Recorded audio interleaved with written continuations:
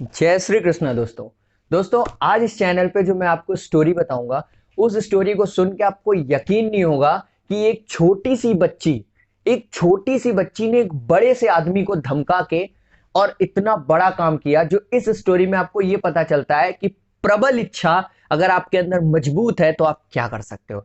दोस्तों होता क्या है, एक बार अंकल डार्बी और उनके अंकल गेहूं की पुरानी मिल में काम कर रहे थे। काम जहां वो कर रहे थे वहां पे कुछ किसान रहते थे। अचानक से दरवाजा खुला, टक, एक बंदी बाहर आई, छोटी सी अश्वेत बच्ची, किसानों की बच्ची थी। वो आई और उसने अंकल से बोला, अंकल मेरी मम्मी ने आपसे कहा है कि आप उन्हें 50 सेंट्स भिजवा दें। ठीक है, तो 50 सेंट भिजवाने के लिए बोलती हैं। अब जो अंकल होते हैं वो कह देते हैं कि मैं नहीं दूंगा, जाओ, मैं नहीं भेजूंगा, जाओ। तो बच्ची कहती है कुछ नहीं, वो सिंपल खड़ी रहती है, यस सर। और वो वहां खड़ी रहती है। अंकल क्या करते हैं, वो अपने काम में बिजी हो जाते हैं। जब वो बिजी हो जाते हैं तो वो अपना काम करने लगते हैं। अंकल काम करते रहते हैं। उन्हें ध्यान ही नहीं होता कि वो बच्ची खड़ी भी है। थोड़ी देर के बाद वो बच्ची की तरफ देखते हैं, उससे कहते हैं ओए तू अभी तक गई नहीं, क्या है।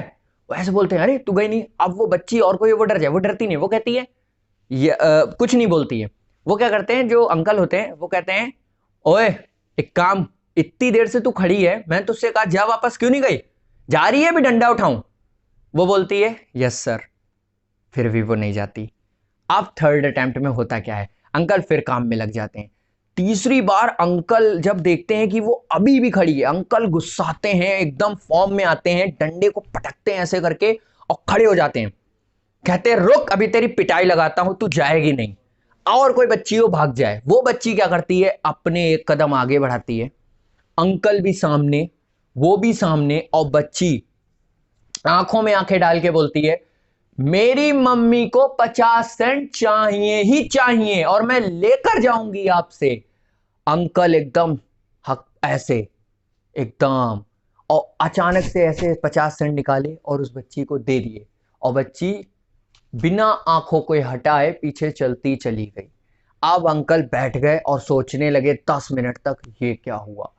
वो इसी सोच में डूब गए कि अचानक से एक छोटी सी बच्ची मुझ पे कैसे भारी पड़ गई। दोस्तों वो भारी पड़ी कोई नहीं।